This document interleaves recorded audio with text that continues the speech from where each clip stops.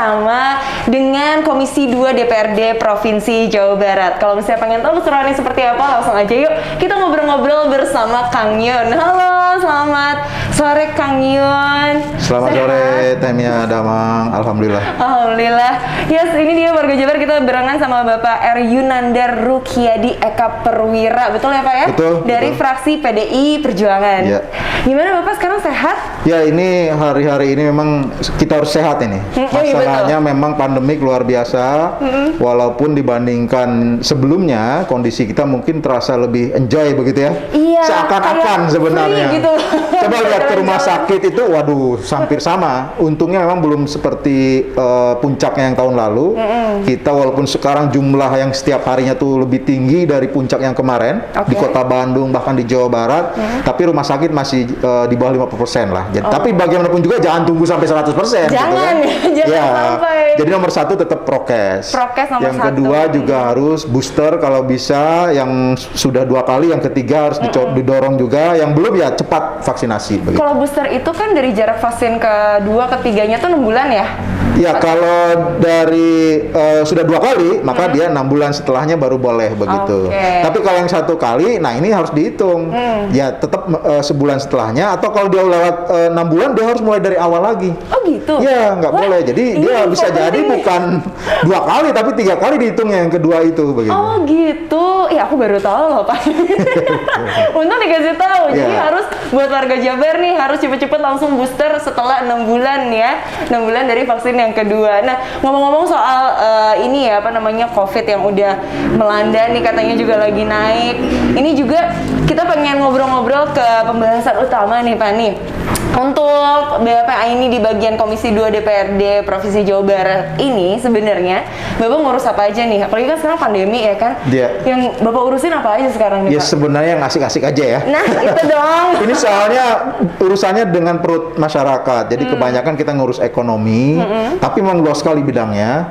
Ada misalnya yang kaitan dengan paling banyak itu UMKM gitu ya. Betul. Kemudian juga pariwisata, perindustrian, perdagangan, pertanian, kelautan, perikanan, koperasi di antaranya. Bahkan sampai kehutanan begitu. Itu urusan Komisi 2. Nah, cuman mungkin untuk yang paling banyak ya tadi kita bicaranya UMKM kalau di Jawa Barat. Karena Jawa Barat itu ternyata itu jumlah UMKM-nya banyak banget. Ada 4,6 juta begitu. Juta hitungannya. Jadi luar biasa. Petani itu ada sekitar 3,2 juta. Jadi masih juaranya masih UMKM begitu. Banyak banget banyak ya UMKM ya. Terus gimana Pak? Berarti itu kan semua bidang ekonomi udah ini ya? Ya, sudah tercakup itu. Gitu kan. Jadi Bapak sekarang yang lagi urusin tuh ya ini nih, semua sektor yang perekonomian di sini ya. Terus kalau misalnya dilihat dari sini nih, kondisi hari ini yang COVID-nya udah melonjak, terus juga banyak banget sektor-sektor yang akhirnya terkena dampaknya gitu ya Pak ya. Nah, ini kan sekarang masuknya gelombang 3 nih ya kan. Terus gimana Pak dengan kondisi yang pelaku kreatif yang kayak tadi nih sampai 4,7 juta tuh ya, itu sekarang kayak gimana Pak? Ya, memang Jawa Barat ini satu hal yang perlu kita banggakan ya. Itu pelaku UMKM-nya kebanyakan pelaku industri kreatif. Dan itu banyak sekali yang memproduksi, bahkan sampai di rumah-rumah home industri itu produk-produk yang memang pangsa pasarnya itu seluruh Indonesia begitu. Tidak hanya di Jawa Barat, tidak hanya di Kota Bandung. Bahkan sebagian juga diekspor. Itu kehebatan orang Jawa Barat sebenarnya. Kreatif kata kuncinya. Nah, inilah kemudian berkembang industri kreatif, bahkan di Indonesia kita itu kalau ekspor itu hampir 21%. Jadi terbesar dari seluruh provinsi yang ada adalah dari Jawa Barat kalau produk industri kreatif. Nah, pada saat kayak gini nih lagi pandemik, memang memang saya juga sedih banget ya. Dan lebih sedih lagi karena kadang-kadang mereka punya produk, bayangkan produknya bagus, enak, kemudian harganya juga terjangkau, tapi nggak bisa dijual begitu. Nah, ini problemnya yang paling utama. Bagaimana membantu menjual para pelaku UMKM industri kreatif ini supaya pasarnya itu bisa menyerap begitu. Kenapa? Karena sekarang kondisi pandemik, yang pertama yang paling menyebabkan hambatan adalah turunnya daya beli ya. Kan banyak kita lihat ya di awal-awal tuh teman-teman kita, saudara kita itu yang kena PHK. Karena memang yang namanya industri-industri besar, ya apalagi yang ekspor itu kemudian terhenti roda pabriknya itu ya, tidak bisa berputar karena pasarnya juga yang di luar negeri ini tutup begitu. Oke. Nah ini yang kemudian menyebabkan kita harus segera beralih, jangan sampai gara-gara market yang tradisional market ini tertutup, ya kemudian nyerah gitu. Nah kemudian maka sebab itulah pemerintah mencoba mendorong yang namanya masuk ke market digital. Nah jadi kuncinya UMKM itu sekarang ya kita sama-sama dorong supaya masuk ke digital market ini, baik itu marketplace atau lewat sosmed dulu misalnya, minimal kan di situ ya. Nah, tetapi memang tidak mudah. Per hari ini mungkin ya, itu baru hampir lebih dari 30% saja UMKM yang go digital itu. Oh gitu, berarti masih banyak banget ya? Masih banyak banget digital begitu ya. Dan itu sebenarnya sangat-sangat bagus angka 30% ini dibandingkan sebelum pandemik. Jadi ada berkahnya juga pandemik ini. Sebelum pandemik itu mungkin hanya sekitar 17% lah di Jawa Barat ini. Tapi gara-gara profesional semua. Gara-gara pandemi kemudian orang terpacu karena nggak bisa jualan di pasar, jualan di jalan seperti hari Sabtu Minggu, kalau nggak bisa lagi, semua online. Nah itu yang mendorong kemudian meningkat pesat go online ini. Tapi memang masih jauh dari harapan menurut saya. Ini PR kita semua, terutama di pemerintah provinsi Jawa Barat, itu semua dinas sebenarnya sudah didorong untuk itu. Untuk digital. Memang beda-beda. Ada yang sifatnya harus mengakses pasar misalnya, jadi dia harus mendorong pelaku itu masuk ke marketplace, masuk ke e-commerce begitu ya. Tapi ada juga yang dia mendidik misalnya lewat keuangan, literasi keuangan. Jadi bagaimana bayar itu misalnya pakai aplikasi digital. Tinggal QR code aja. Ya, itu gampang. sudah mulai juga ada yang di sana. Jadi berbeda-beda. Ada yang bentuknya pelatihan bagaimana mengembangkan advertising lewat sosial media. Iya, begitu. jadi pejuang konten semua, Pak. Nah, betul. Jadi TikTok semua. Apalagi milenial itu pasti klop banget dengan konten marketing ini. Betul, makanya Ada yang menarik loh. Saya pernah ngumpulin di satu reses itu ya, para pelaku UMKM di dapil saya Jabar 1 ini, Kota Bandung, Kota Cimahi, itu terbagi dua. Yang ini UMKM semua nih ya. Yang sebelah sini ibu-ibu semua, yang sebelah sini anak muda semua. Bedanya kalau ibu-ibu tuh punya produk. Dia home industry, semuanya ada produknya. Anak muda ini nggak punya produk, punyanya konten. Begitu. Jadi saling membantu gitu itu ya. yang kemudian saya harapkan mereka bisa saling mengisi begitu ya.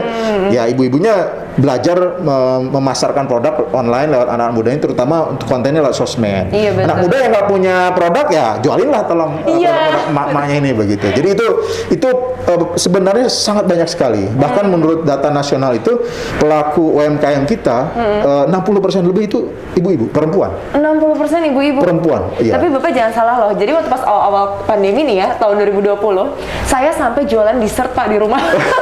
Tapi bagus itu. Saya tuh nggak tahu mau ngapain ya kan di rumah, terus PSBB tuh awal-awal. Ya. Aduh ngapain nih di rumah? Masih zaman PSBB ya. Zaman Sekarang PSBB. udah PPKM soalnya. Betul.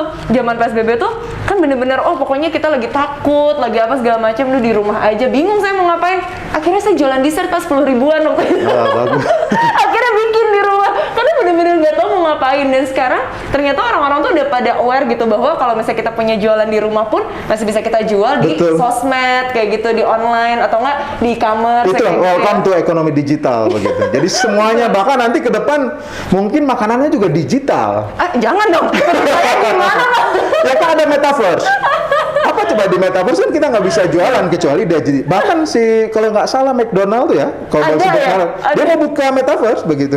Kita beli apa kira-kira di situ kan? Wah, siap-siap nih semuanya warga Jabar nih jadi digital semuanya. Aduh, tapi terus habis kayak gitu aku juga pengen tahu nih Pak. Terus yang tadi kan udah ada ya berbagai isu, terus berbagai keluhannya tadi udah dijelasin juga, lebih ke online ya, digital ya berarti ya. Ya, kita berharap problemnya adalah mendorong digitalisasi ini dipercepat begitu. Jadi tidak hanya jadi masalah tapi juga jadi solusi. Dan itu butuh perjuangan tentu saja. Tadi angkanya kan masih hampir 70% harus go digital ini begitu. Dan itu juga programnya udah jalan ya Pak ya? Sudah jalan. Memang ini keroyokan sesungguhnya. Jadi tidak hanya pemerintah provinsi, pemerintah kabupaten kota se-Jawa Barat, juga pemerintah pusat. Nggak kurang-kurang tuh ada program. Cuma memang harus rajin nyari aja ya. Minimal inilah follow, jangan hanya follow selebgram gitu. Coba follow kementerian, dinas gitu ya, yang punya program gitu. Iya betul. Itu kadang-kadang match dengan kebutuhan kita sebagai pelaku usaha misalnya. Saya lihat berapa kali ya bagus sebenarnya. Cuma kalau masalah sosialisasi ini yang agak kurang. Nah ini kadang-kadang ya saya lihat itu kok akunnya dinas kok followernya cuma 1.000 misalnya gitu kan, yang baca juga mungkin 1.000, yang kemudian daftar untuk ikut program pasti Jadi kurang dari berapa? itu Iya, gitu kan. benar-benar. Nah ini kan butuh juga tidak hanya di pelaku UMKM tapi di pemerintah sendiri bagaimana mendorong agar pemanfaatan ya sosmed itu betul-betul optimal gitu. Dan Pemprov Jabar sudah melangkah lebih jauh sesungguhnya, bahkan bikin marketplace, Iya itu sih bikin betul. e-commerce namanya itu borongdong.id. Apa? Borongdong.id. Borondong.id itu. Borong. Oh, borong dong. Dong.id. Oh, borong dong. Iya. Beli dong gitu ya. Beli dong, Borong yang banyak gitu Ah, kan. Iya, iya, jadi Nah borong. itu khusus untuk UMKM Jawa Barat. Oke. Jadi, nah ini teman-teman pelaku UMKM ya silahkan dibuka aja tuh, itu kan masih web based ya. Jadi di portalnya itu ada pendaftaran dan segala macam. Nanti juga di semacam ada pembinaan karena memang gitu. disupport langsung oleh pemerintah Jawa Barat begitu ya, lewat dinas-dinas yang ada, oleh Kreasi Jabar terutama yang memang para pelaku industri kreatif. Jadi nanti ada kurasinya, ada bimbingan supaya produk itu misalnya layak jual ke pangsa pasar yang kelasnya nasional, internasional, bahkan sampai internasional didorong begitu. Dan itu bagus sekali menurut saya, artinya ada kepedulian dari pemerintah begitu yang sifatnya konkret untuk rakyatnya, dalam hal ini rakyat Jawa Barat, dalam hal ini UMKM Jawa Barat begitu. Berarti masyarakat sekarang harus udah dituntut untuk yuk cari informasinya karena pemerintah udah kasih nih ya semua fasilitasnya. Tadi ada pembinaan juga kan? Ada di situ, langsung untuk otomatis. belajar. Betul. Yang kayak gitu-gitu. Jadi kita harus banyak-banyakin cari infonya. Terus kalau misalnya jualan jangan udah diem di rumah aja, harus dibuka tuh sosmed semuanya ya, dibuka, dipelajari apa yang kayak gitu. Soalnya kalau misalnya pembinaan kayak gitu sebenarnya, maksudnya aku aja nih ya kemarin jualan online ya Pak. Awal-awal tuh bingung kayak gimana ya jualannya, awal masih ke teman Ya, gitu. Tapi betul, kalau betul. misalnya Pasti itu. kalau misalnya sama orang yang nggak kenal gimana nih lewat online, tuh kayak gitu. Dan mungkin berarti bukan saya aja yang ngerasain itu ya Pak ya, udah banyak juga Ya, 4,6 juta itu kan tadi 70%-nya Belum, sampai sekarang belum bahkan sih. belum begitu. Oke. Yang bingung mungkin tadi setengah dari 30% itu. Iya sih Kan betul. saingannya kalau kita masuk marketplace ya, yang besar-besar nih, boleh sebut misalnya Bukalapak, Tokopedia, kan saingannya bukan hanya dengan orang Jawa Barat, bukan hanya dengan orang warga kota Bandung, tapi bahkan dari seluruh dunia mungkin Iya sih, begitu. internasional. Produknya kan produk nggak jelas itu maksudnya harus dari Jawa Barat enggak. Tapi kalau borongdong.id memang harus produk Jawa Barat begitu. Oke. Jadi harus produk UMKM Jawa Barat yang sudah terkurasi dengan baik, sudah tersertifikasi, baru kemudian dipasarkan. Nah, itu pemasarannya ke seluruh Indonesia begitu kan. Itu tuh enak banget ya, berarti Iya. langsung ke borongdong.id gitu, Borong.id. karena langsung nasional. Tapi ini ya. bukan iklan ya. Iya, karena ini juga ngebantu Betul. masyarakat Jabar juga kayak mungkin karena aku tuh bener ya Pak ya, maksudnya pengalaman pribadi bingung gitu, ini mau jualan di mana, kayak gimana, karena ya tadi kalau misalnya sekarang kan udah ada pembinaan dan segala macam, jadinya enak gitu, kita bakal memahami jualan online ini tuh kayak gimana untuk membantu juga perekonomian kreatif kita kayak gitu kan ya Pak ya. Ya, jadi ini semacam apa ya, latihan gitu ya, mungkin semacam magang. Karena kalau betul-betul udah sanggup sih nggak masalah masuk ke marketplace yang besar. Jadi bersaing. Tapi kalau belum sanggup, ya di sini dulu. Biasanya nggak sanggup tuh gitu. saya apa coba Pak? Ini loh rutinnya, disiplinnya buat Ya kita iya iklan. pasti. Gitu. Karena masih merasa ini mah sampingan gitu ya. Itu Iya, problemnya. gitu. Padahal kalau mau bisnis ya harus full time, minimal ada spare time kayak kerja lah gitu. Iya, Maksudnya betul. kalau kerja 9 to 5 misalnya ya jualan juga atau bisnis juga ya seperti itu walaupun online begitu kan. Iya bener, ya itu tuh yang mindset yang harus benar-benar dirubah ya, walaupun Saya ngomong begini bukan karena pelaku tapi karena sering ngumpul dengan pelaku UMKM itu. Oh, jadi Mereka pada ceritanya tahu ceritanya. begitu. Oh, Termasuk gitu. yang sukses-sukses, anak muda yang sukses itu banyak. Walaupun kelasnya mungkin perusahaannya kecil, nyempil, tapi bisnisnya miliaran. Banyak Oh, gitu. sekarang anak muda milenial. Wah keren Iya. banget. Jadi Dan istilah itu zaman jangan- ekonomi digital tuh nggak bisa dikira. Sebenarnya mungkin istilah mikro, kecil gitu ya, menengah udah nggak zaman lagi sekarang. Kan startup aja kan itu dari tiba-tiba kecil, itu tuh tiba-tiba Iya, bener, tinggi bener. begitu. Padahal mungkin pegawainya segitu-gitu aja. Asetnya nggak berubah, lawan semuanya software begitu kan. Ditanya punya aset apa? nggak ada, cuma software aja gitu.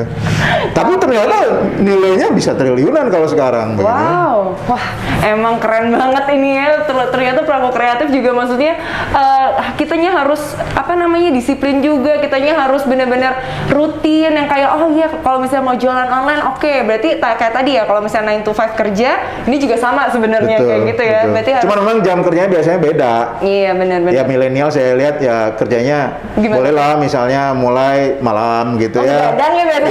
Ya begitu. Agak sulit orang kalau diundang pagi itu ya pada telat gitu.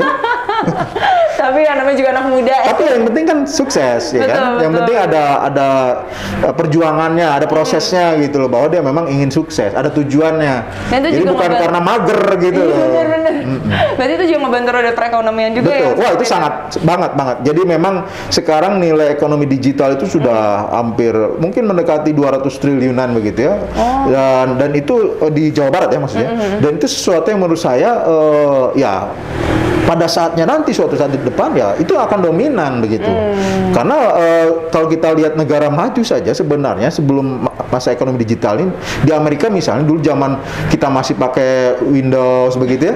Itu kan ekonomi digital juga sebenarnya. Oke. Karena semuanya kan software ya kan. Nah, cuman sekarang merambah ke seluruh dunia dengan cara yang revolusioner gitu kan. Sebentar lagi bahkan ada internet di luar angkasa loh. Sudah dibuat sekarang satelit-satelit khusus itu.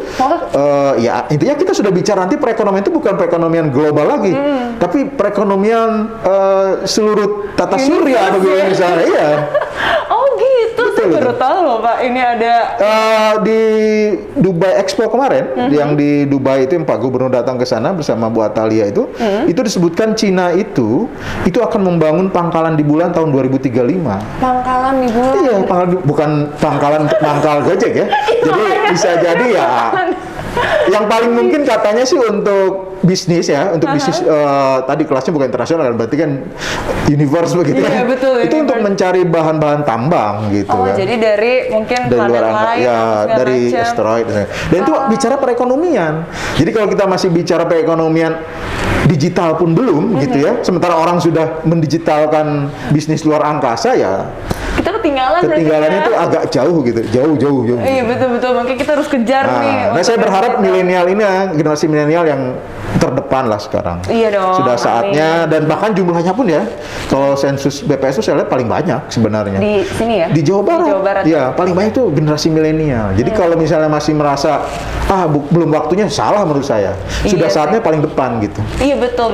Karena ini juga banyak dampaknya juga ya kalau misalnya kita masih tetap stuck di maksudnya konvensional belum ke digital, akhirnya berdampaknya juga ya dari kitanya mungkin jadinya kurang penjualan kita kurang bagus juga Ya. karena sekarang udah ke digital kan. Terus marketnya kan kalau digital tuh udah luas. Sangat luas. Sangat Tidak ada luas. batasan negara lagi. Betul bisa ke internasional. Ya, cuman satu kuncinya, Apa? bahasa. Oh iya Tetap benar. aja kalau kita jualan pakai bahasa Indonesia ya orang Nggak lagi, Amerika beli, tuh nggak bisa. iya, males dia Google Translate dulu coba nggak bisa juga. Bener. Udah gitu bayar pakai rupiah ya makin Iya. sulit gitu kan. Oh iya betul, berarti emang itu yang harus jadi concern masyarakat juga ya. Jadi Bahasa. mulai sosmed juga harus berbahasa asing kalau memang mau jualan konten gitu Betul. kan. Oke, jadi itu yang dampak-dampaknya juga benar-benar harus kita lihat. Sekarang emang ini banget ya, maksudnya pergerakannya tuh cepat gitu. Sangat kalau cepat, sekarang tuh. sangat cepat sekali, iya. Maksudnya dari awal kita sebelum pandemi kan konvensional tuh masih berpengaruh lah kayak gitu ya. Betul. Tapi sekarang digital tuh udah benar-benar, semuanya dari sekolah aja udah digital. Ya, kayak Gojek itu dia mencapai sebesar sekarang itu kan nilainya mungkin udah lebih dari 200 triliun. Bayangkan 200 triliun itu hanya dalam 15 tahun.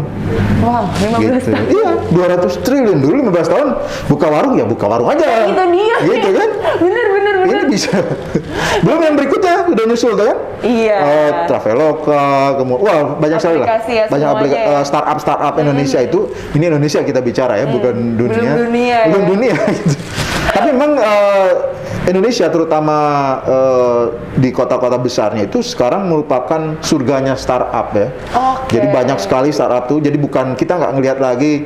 Oke lah kalau Amerika ya pasti bersaing. Tapi kalau negara-negara Eropa masih hebatan Indonesia untuk startup itu begitu. Jadi kita suatu saat bisa di depan. Bahkan prediksi tahun 2045 itu kalau era Indonesia emas itu ya, itu kita akan jadi nomor 4 di dunia. Nomor 4. Nomor 4 di dunia, bayangkan. Kebayang nggak?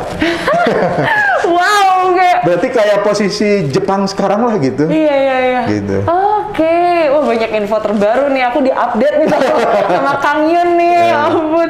Nah, terus juga kalau misalnya ngomong lagi nih bahas soal industri ya, sebenarnya kan yang bisnis yang masih bisa beroperasi di PPKM kayak sekarang, itu berarti bisnis yang ada di digital. Betul, Gitu. paling ya sebenarnya mayoritas digital, tapi juga yang tidak digital masih bisa. Oh, masih bisa. Kan kita sebenarnya digital tuh ada yang 100% ya, memang bisnisnya digital, ada juga yang memang memanfaatkan aja seperti GoFood kan dia nggak bisnis digital Iya, sebenarnya, nggak bisnis bisa. makanan ya, belum bisa digital kan gitu.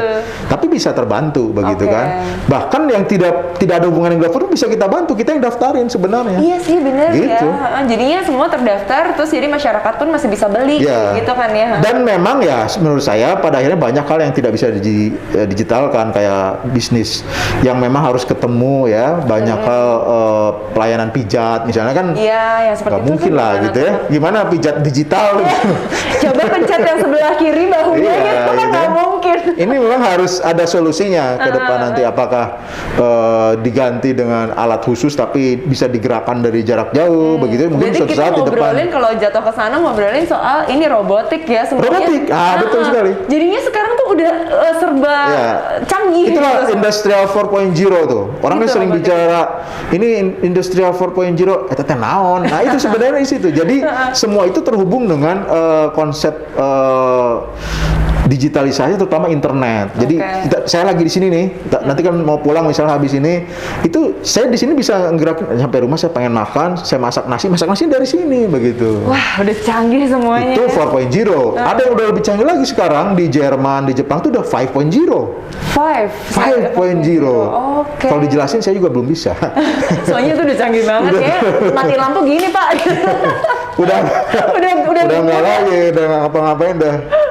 Gitu. Udah telepati kayaknya Iya. semuanya. Oh, Tapi ternyata- itu sudah berjalan sekarang. sudah ya. Sudah. Secanggih itu ya Secanggih sekarang. itu. Oh, makanya Ya tadi itu bahkan belum tadi bicara kalau kita sudah pindah ke planet lain. begitu. betul, udah beda universe, udah Beda kayak universe. Marvel ya Pak kita.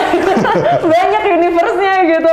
Oke, dan emang kedepannya juga kan berarti semua pelaku ekonomi juga tetap yang pertama memang harus patuh protokol kesehatan. Betul, itu itu yang nomor satu. pertama ya. Penting sekali. Terus juga, nah ada nggak Pak harapannya nih untuk masyarakat Jabar di kala PPKM level 3 ini? Karena mungkin ada juga ya masyarakat di Jabar ini sedih, PPKM lagi, ini kasusnya melonjak lagi, mungkin ada anggota keluarganya atau enggak yang kena COVID dan segala macam. Jadi Bapak boleh dong kasih semangat dan harapannya untuk Jabar ke depannya ntar seperti apa? Ya pertama pasti kita harus optimis ya, dan tentu saja nomor satu prokes, selain itu juga vaksinasi, yang ketiga tetap harus banyak berdoa ya, harus tetap beribadah lah ya, karena itu yang membuat kita tetap merasa tenang sebenarnya dan yakin bahwa masa depan itu sebenarnya sudah ada yang mengatur ya. Dan masalah ini juga pemerintah itu harusnya kan bergerak lebih cepat ya, artinya ketika perubahan teknologi juga cepat, harusnya pemerintah itu bisa merespon, terutama pemerintah kabupaten kota dan provinsi. Saya mendorong sebenarnya tidak hanya masyarakat, bagaimana pemerintah ini ketika misalnya kesulitan ekonomi dimulai, itu harus ada solusi dengan teknologinya. Jadi biasakan begitu. Jadi bukan kemudian nyerah begitu ya, kemudian PPKM. PPKM itu harusnya kan alternatif terakhir. Nah, jadi bagaimana caranya yang duluan itu adalah solusi teknologinya. Ini ada virus, tapi orang harus nyari makan, apa solusi teknologinya? Ini ada virus, orang harus jualan di pasar, apa solusi teknologinya? Begitu. Karena sampai ke bulan kita udah bisa, ke Mars bahkan sudah bisa, kenapa nggak bisa bikin yang seperti itu, begitu kan? Ya, nah ini yang harus kita pikirkan bersama. Jadi pemerintah tuh harusnya begitu, jangan selalu solusinya PPKM lagi.